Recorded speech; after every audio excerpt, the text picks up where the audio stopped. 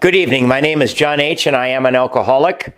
Welcome to the Code Blue Big Book Action Seminar. What we're going to do in this seminar, guys, is we're going to go through the first 164 pages of our big book, our Guide to Freedom, and we're going to do exactly what it says. I myself am no big book guru. I am no spiritual wonder man. I'm just a simple drunk who was almost dead from the disease when a couple recovered alcoholics took me through the book. I did the work, and it saved my life. Now, as a result of that, I try to pass on what has been so freely given to me. Now, I borrow heavily from the Joe and Charlie Big Book Weekend tapes. I borrow heavily from that smartass Clancy. I borrow from Chuck C. I borrow from all of the giants who have gone before me. So please, get yourself a big book, large print I prefer, a highlighter and a pen, and bring your willingness. Get ready to change your life. Thanks for listening. Good evening, I'm John. I'm an alcoholic. Hey, John. During the 1950s, a man by the name of Max C., now deceased, started a group in Winnipeg, Manitoba called the Golden Slippers. The group was a back to the basics of the big book kind of group, especially for those people who could not stay sober for any length of time. The group took a bunch of chronic slippers and walked them through the steps, taking the action exactly as laid out by the first 100 men and women who wrote the basic textbook Alcoholics Anonymous. This is not your typical thanks for sharing kind of AA meeting, nor is it like any seminar. Participants are asked to do all 12 steps as laid out in our basic textbook. One or more of the people who have done this work before will be guides to lead you through the instructions in our basic textbook using a dictionary published at about the same time as the book Alcoholics Anonymous to help us better understand the directions as they were written by the first 100 men and women. We ask every participant to commit to the entire process. Though we read and study the AA Big Book, this group is not limited to members of AA. We who have participated in these groups before have come to understand that these sessions make us much better sponsors. We can now lead people through the steps exactly as given to us by those who have gone before, unfettered and unchanged. In addition to being a boot camp for sponsors, we also feel this is especially valuable to those who have been through some sort of treatment or rehab and have been left off at step 3 or 5. Recovery requires that we do all 12 steps. We recover in AA by taking the steps, and if we don't take the action, as described in our basic textbook, we might not recover. These study and action sessions will guide you through the steps precisely as the first 100 men and women laid them down. These are back to the basic sessions, accepting the simple kit of spiritual tools that's been laid at our feet. Let's open with the set-aside prayer. God, please let me set aside everything I think I know about sobriety, life, and you, so that I may be open to a new experience. Peace. All right. Welcome, everybody. So we are on the last week that we're going to be talking about step 4, and the way that this is supposed to work, and hopefully it'll work this way, is after next Tuesday. Next Tuesday, we're going to talk about what you can expect during the 5th step, and I'm going to hand out some recommendations for some things on the 5th step, both for the sponsor and for the person who is going to be talking about their resentments, fears, and harms. And then you should actually do your 4th step anytime after next Tuesday, sometime in the next 2 weeks, because we're not meeting on the Tuesday after Labor Day, so that gives you 2 weeks to get the 5th step done, right? So let's call and let's get it scheduled. And I know Jason will get a hold of Eric and see when he's back, so we'll get you scheduled. And when we come back the week after Labor Day, the Tuesday, not the Tuesday right after Labor Day, but the following one, we're going to go right into steps 6 and 7. So it's very important that you get the 5th step done, because these steps, they work when you do them in order, man. You do them in order. I mean, for me, I can't tell you, relapsing for 20 years, coming into these rooms, when I finally did the program the way that it in the book, and I did everything in order, just like they told me to do, a miracle happened for me. For the first time in my life, I didn't have the obsession to use alcohol and drugs, and my anger and my fears started to subside a little bit, and I started to have moments of some peace and some serenity. So it really does work. Last week we talked a little bit, we talked about fears last week. I'm going to do just a quick little review here if I can get there. It talks about, in the fear section, it talked about being able to match calamity with serenity. Okay, and the book tells us that we can match calamity with serenity when we are relying on the higher power, not when we're relying on ourselves, right? It specifically tells us that, self-reliance was good as far as it went, but ultimately our self-reliance failed us. So what we've got to try differently now is we've got to try relying on our higher power. Right? And that's a promise. It says we'll match calamity with serenity. So that means when there's a swirling, chaotic vortex all about you, right? You got your ex-wife or your ex-husband or your wife. You got your boss and work and everything is going nuts. If we rely on that power, we're going to be able to handle it with calmness, with serenity, and with dignity. Now, sometimes, and this happens to me all the time, sometimes when things are going crazy, my first reaction is to feel like I am painfully alone. I am totally alone in dealing with all of this crap, and I feel unloved and I feel abandoned, right? And I think many of us do, and I get angry. Now, if we are able to reconnect with our higher power, we can, at least for the moment, right, be affirmed and reminded of God's presence. And then we're able to treat other people and ourselves with love and respect. So that's, they're talking about handling calamity with serenity with God's help. I mean, we end up in these rooms because we've been relying on ourselves our whole life, and ultimately our self-reliance has failed us. That's why we end up in these rooms. When I got all this kind of stuff going on and I rely on myself only, I try to control the whole world, and things go haywire. And it causes me to worry about John's problems, John's needs, John's desires, right? So, again, the cause of all my fear, my resentment, and my anxiety is basically it's that something is not going my way. By the way, when we have all these fears going on and all this resentment going on, that affects us physically, right? Think about heart disease. Think about inflammation. Think about aneurysms. I mean, all of these emotions are bad for us physically as well as spiritually and mentally, right? So the cause of all my fear, resentment, and anxiety is that something isn't going my way, right? And it comes down to self-centered fear. And, anxiety is I'm not getting my way now.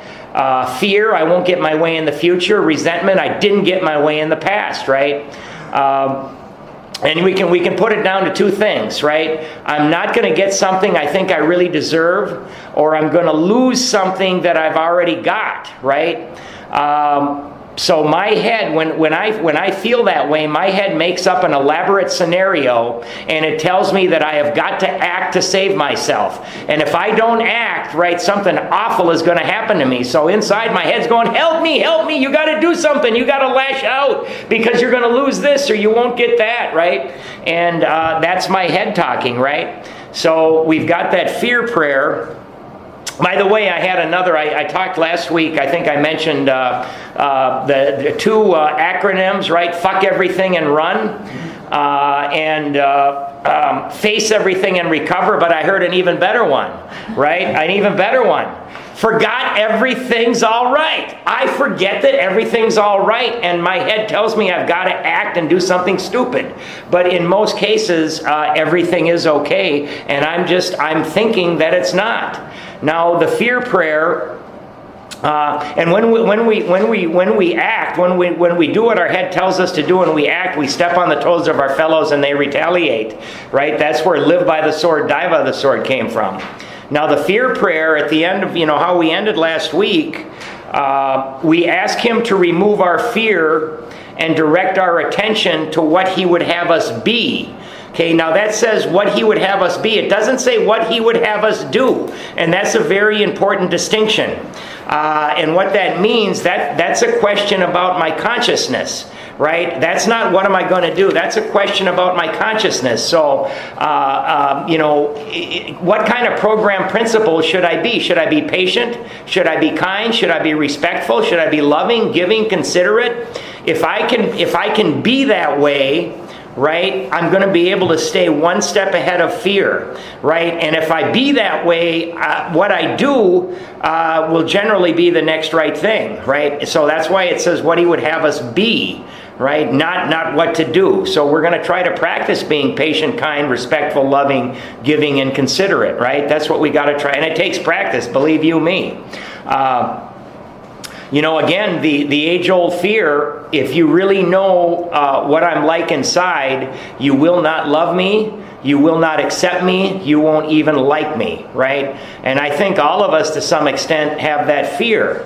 And, if I think that I'm unlovable, if I think that I cannot receive love, right? If I think that if I'm that way, then I can't receive anything good in my life because I don't think I deserve it. For years I could not, and even today to some extent, but I couldn't figure out why I could not even accept a compliment. When somebody complimented me, I said, don't do that, and I think that's because I felt that I was unlovable, right?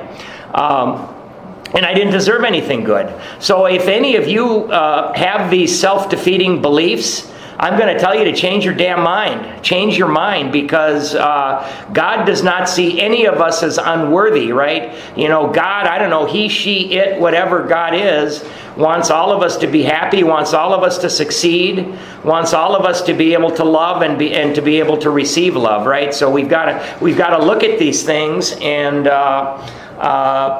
we've got to get rid of that kind of thinking, and we do that when we go through the fourth and the fifth step. So we're going to talk a little bit about sex and harms today. Did everybody get one of these, some of the paperwork up here? Everybody got that? Okay. So, again, just to end on fear, it's, fear that we won't measure up, fear of failure, fear of hard work. I mean, all these things are going to keep us from doing things we should do, and they're going to allow us to keep doing things that we know we should stop doing, right? So, sex. Now, this is one of my sponsors' opinions. This is not AA, but I kind of agree with him.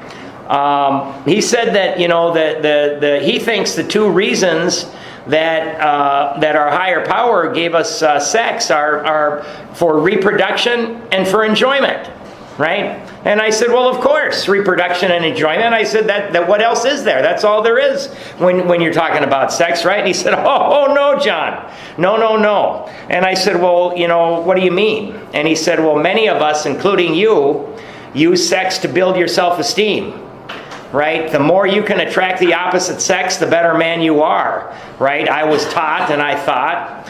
Another reason people will have sex is because they're lonely.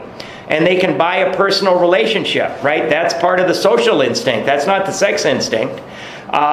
Some people will have sex to gain security, right? And now I've been using this for the last 4.5 years, so don't read anything into it. But 4.5 years ago, I started saying, well, who in the heck would marry Donald Trump? You're going to do that, you're going to be secure, right, for the rest of your life. You won't have to worry about anything, even if you get divorced, right? Money, safety, etc.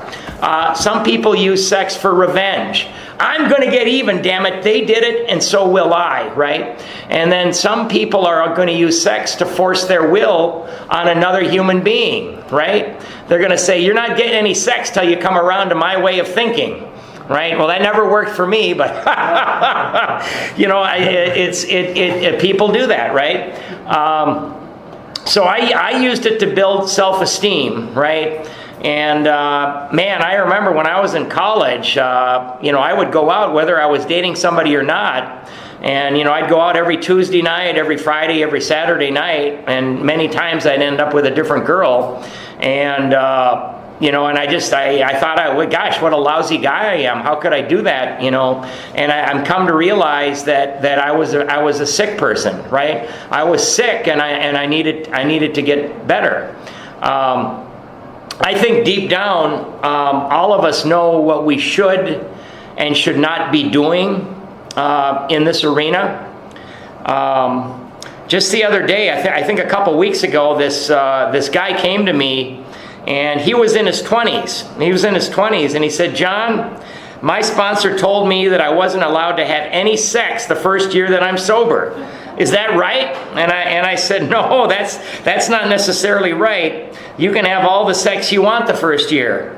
The second year, you can have it with other people.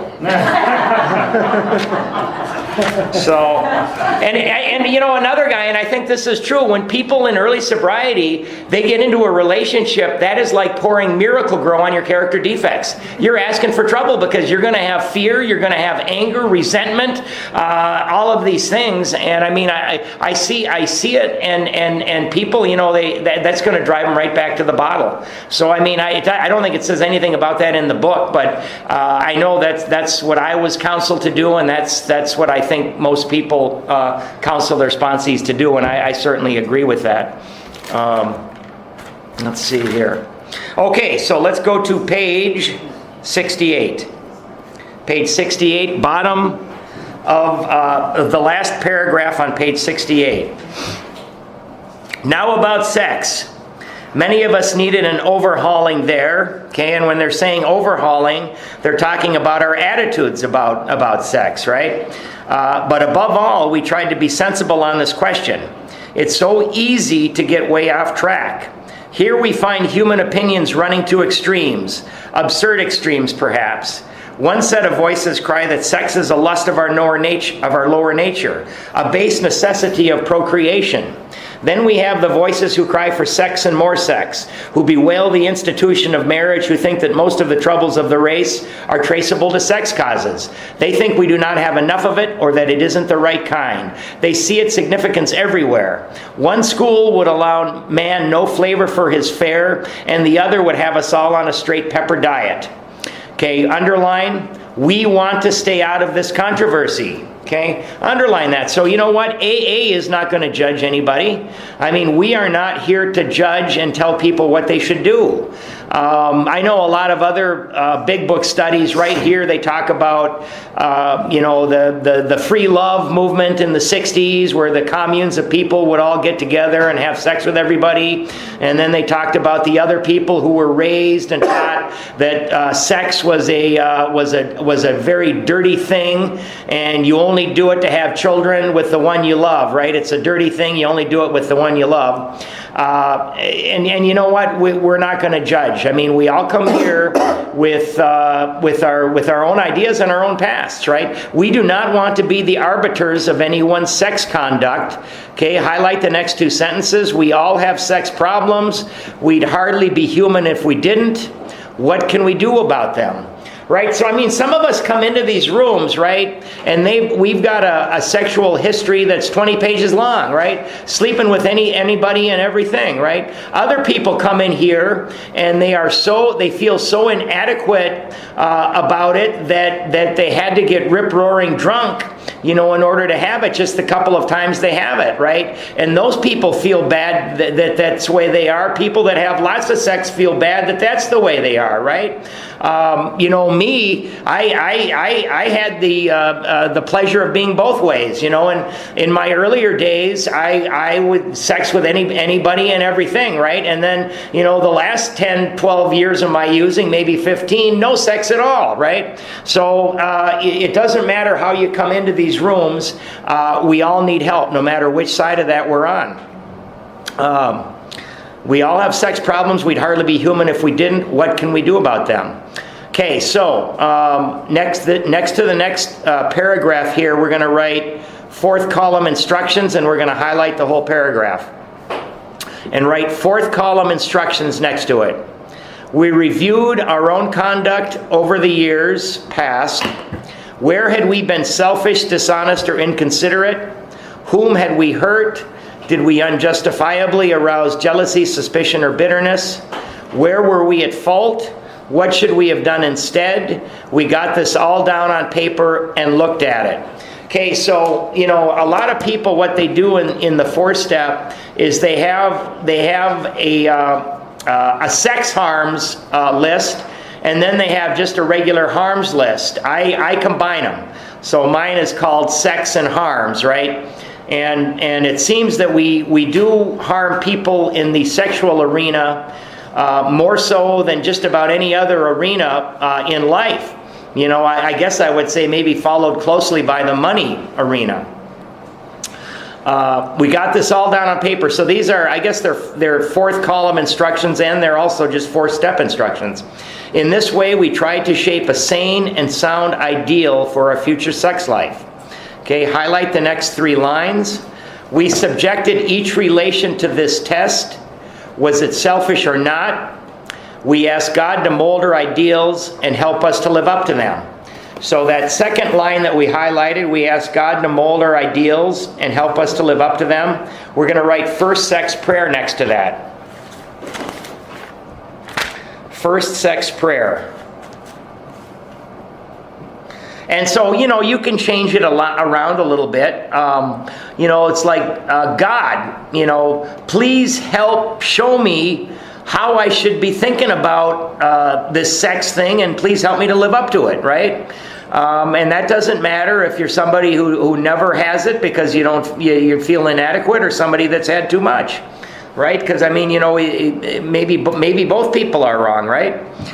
We remembered always that our sex powers were God-given and therefore good, neither to be used lightly or selfishly, underline, nor to be despised or loathed. Okay. Golly, I was just going to think about something and it flitted out of my brain. Okay. Whatever our ideal turns out to be, we must, circle must, be willing to grow toward it. Okay. We must, circle must, and highlight to the end of the paragraph. We must be willing to make amends where we have done harm, provided that we do not bring about still more harm in so doing. In other words, we treat sex as we would any other problem. In meditation, we ask God what we should do about each specific matter. Okay, so that last line that I just read, we're going to write second sex prayer. Second sex prayer, right? God, what should I do about this situation that I've had? God, what should I do about this situation that I was involved in 2 years ago? Right? So we're going to ask God. And then at the top where it says we must be willing to make amends where we have done harm, next to that, write talk to sponsor. What they're doing is they're slipping in a little bit of the 8th and 9th step on us right here. So talk to sponsor, because we're not going to go out and make any amends to anybody without first talking to our sponsor. And if our sponsor doesn't have direct experience, maybe we're gonna find counsel with other people in AA who have been in this exact situation before, and we're gonna find out what they did. So we've got to talk to other people before we start running out making amends to try to make ourselves feel better because we feel guilty, right? The right answer will come if we want it. So at the bottom of the page, we're going to write something. We're going to write, seeking approval from others can be a drug. Seeking approval from others can be a drug. What will we do? Who will we hurt? Seeking approval from others can be a drug. What will we do? Who will we hurt?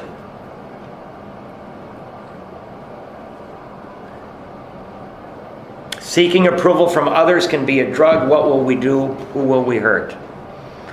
So we're going to ask God what we should do about each specific matter. The right answer will come if we want it. God alone can judge our sex situation. Counsel with other persons is often desirable, but we let God be the final judge. We realize that some people are as fanatical about sex as others are loose.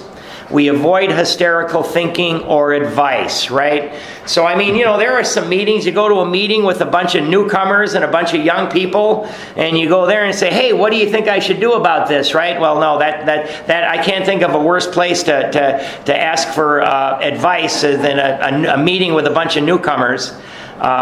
So we can, however, seek counsel from our sponsors and from other people that we have as mentors in this program and in life. Suppose we fall short of the chosen ideal, circle chosen ideal, and stumble. Does this mean we are going to get drunk? Some people tell us so, but this is only a half-truth. It depends on us and our motives. Circle the word motives, and then highlight to the end of the paragraph. If we are sorry for what we have done and have the honest desire to let God take us to better things, we believe we will be forgiven and will have learned our lesson. If we are not sorry and our conduct continues to harm others, we are quite sure to drink. We are not theorizing. These are facts out of our experience. You know, and I can tell you guys, when I was in the 90s trying to get sober, I went to Cocaine Anonymous. And my God, that was just, I mean, it was who was sleeping with who, right? I mean, I never got sober in there. I mean, it was more of a, for me, of course, I don't know, it was more of a social thing, and a lot of people did it that way. When I went into the New Hope Al-Anon and sobered up 6 years ago, right at the beginning of every meeting, they would read something, and it said that if you've come here to find, I can't remember if they said sexual partner or relationship or something, you have come to the wrong club. I mean, they literally put it right in the beginning of their meetings because it was rampant. And I think I mentioned this woman. She was, I think she was about 49. She'd been sober for 20 years. And she relapsed. She was the wife of a tile setter that I had business dealings with. I sold him tile. And she could not get sober to save her life. After 20 years, I mean, I don't know how many treatments she went through, how many halfway houses, but she could not get it back. And her husband was telling me the story about how she would go, I won't mention the club, but she went in a club to go to AA meetings wearing her wedding ring, and she was a very attractive woman, and she was getting hit on right and left. And that just breaks my heart. She's going in there to get help, and she's getting hit on by men who are obviously not there to do the right thing. And, I'm like, I just said, hey, man, let's get her to some other meetings. Let's get her to some women's meetings. This is not the way AA is supposed to be. I mean, it was just something that was just awful for me to hear. She felt that she couldn't go back there, right? Well, this is what AA is about. It's just a bunch of guys trying to get laid. Well, that ain't going to help me, right? I'm going to go out and get drunk. And that's just awful. And that's kind of what my experience was in the 90s with Cocaine Anonymous. So, to sum up about sex, okay, highlight the next 3 lines.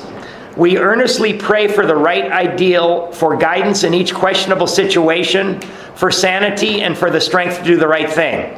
Okay, so highlight that, and next to it write third sex prayer.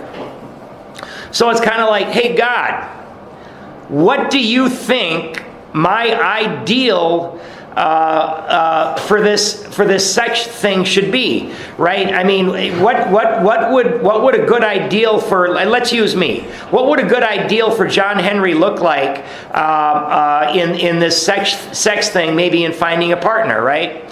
Well, let's see. I think an ideal for me might be somebody who's maybe within 10 years of my age, either way, right? Somebody who's not 30 years younger.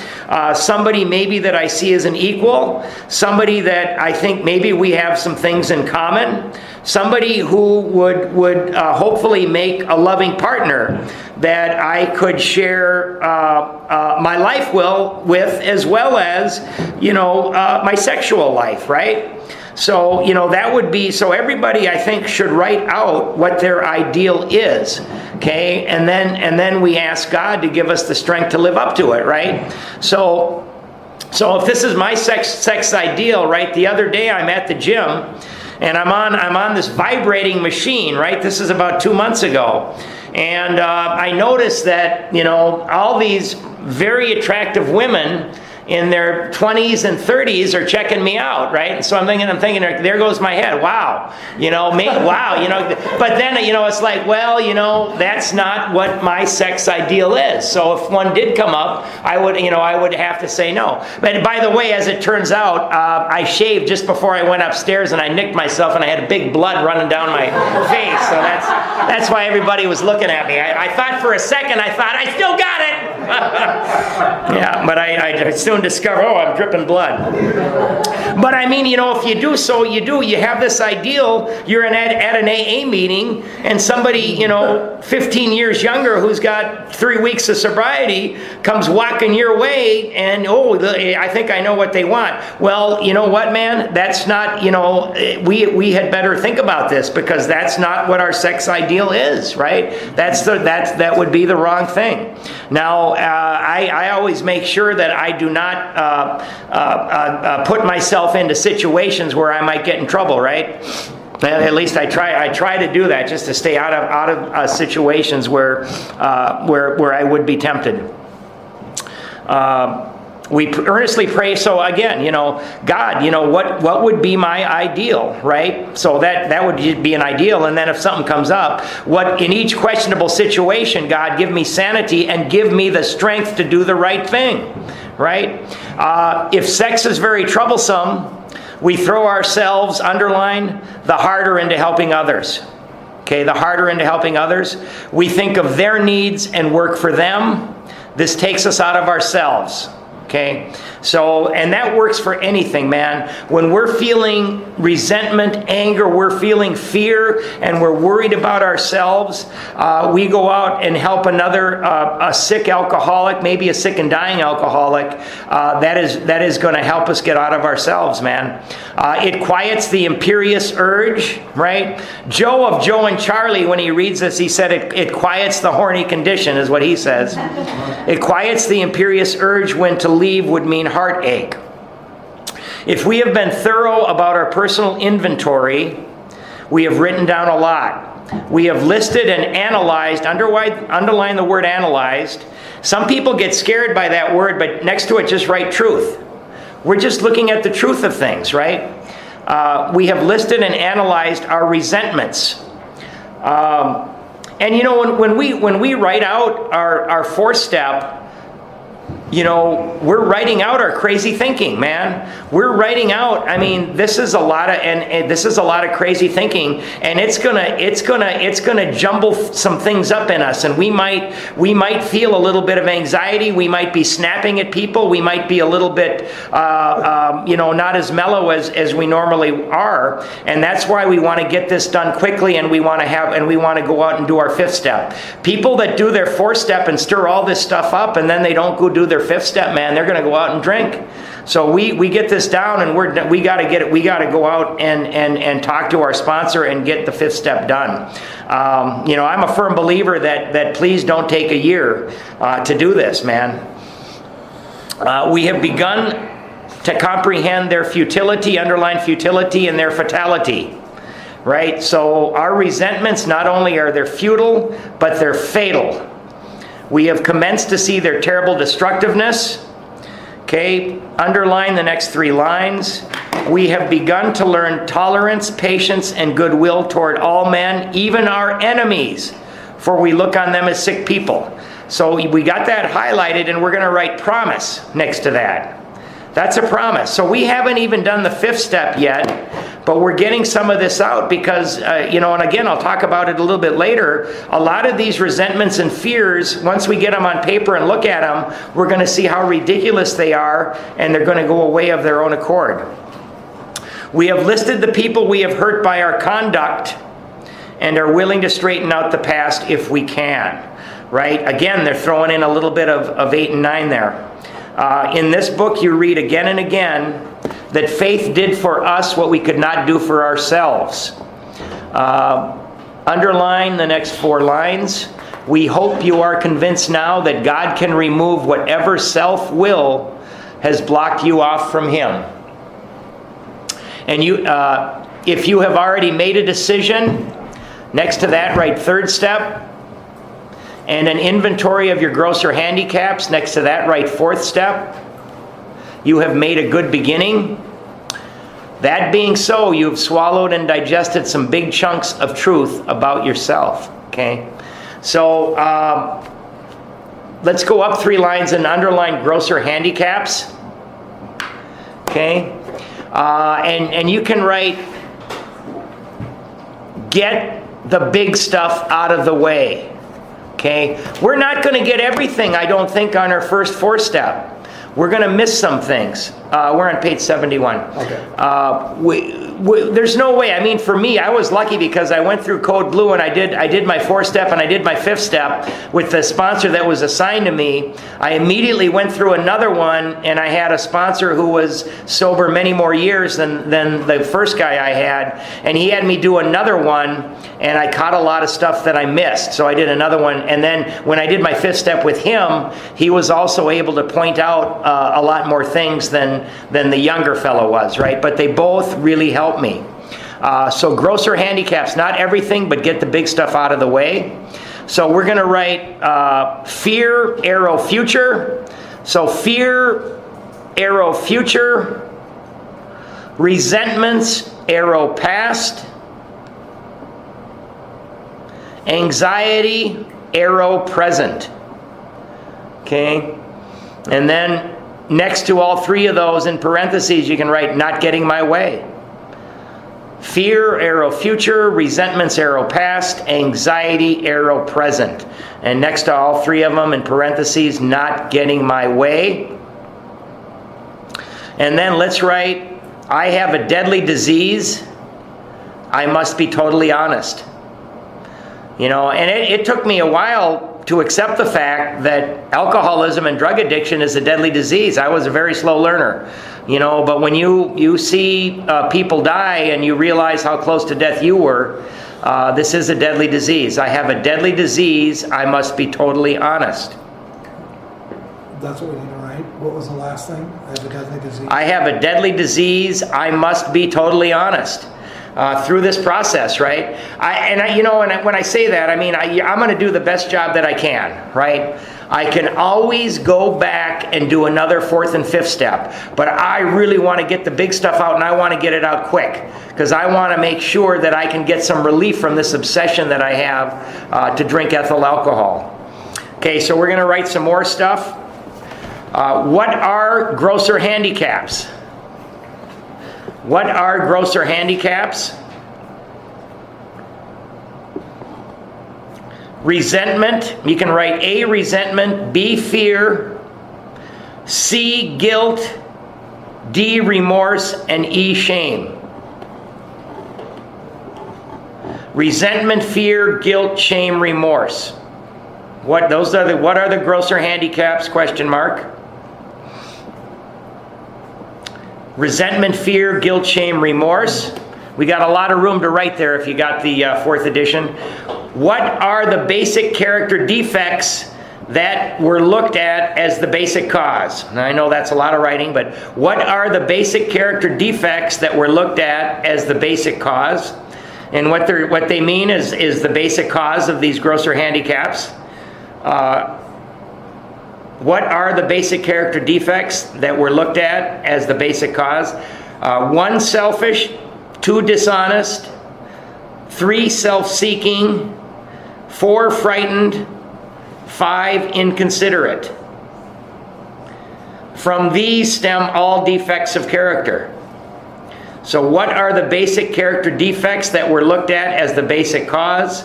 Selfish, dishonest, self-seeking, frightened, inconsiderate. In other words, the 4th column of what we're doing. From these stem all defects of character, right? I mean, the 7 deadly sins, everything. They all stem from these. Selfish, dishonest, self-seeking. Frightened and inconsiderate. Yep, just all up on that 4th column. You got them on all your resentment sheets. So, you know, one of the tragedies I see in AA is people sitting around waiting till they get better so they can do their 4-step correctly or perfectly. Well, we can't do that. We got to get rid of these grosser handicaps. We got to get rid of them now.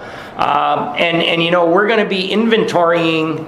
At least I was taught by my sponsor that you're going to be inventorying for the rest of our lives. And we're going to be doing it in steps 10 and 11. We've got to get rid of the major things right now, though, that are going to kill us.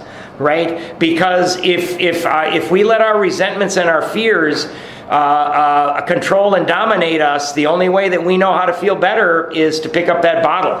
Right? So there's no emotional problem that I've ever had or that I ever will have that does not revolve around one of these things. madder than hell, scared to death, or I've done something I shouldn't have done and I'm eaten up with guilt, shame, and remorse. Those are the things that are going to cause all of my emotional problems, right? Madder than hell, scared to death, or I've done something I shouldn't have. So, a little levity, that's, for some reason, all information about sex is on page 69, right? Notice that one, right? In step 4, we're going to find the things that block us off from God, right? We made a decision in step 3, but we cannot fulfill that decision because we are blocked off from God. In step 5, we're going to talk about them with another human being and God. In 6, we're going to become willing to turn them loose. In 7, we're going to ask God to take them away. We've got our eighth step list, right? We've got it when we did 4, and we're going to clean up the wreckage that we've created in our lives in step 9, right? So get rid of this one.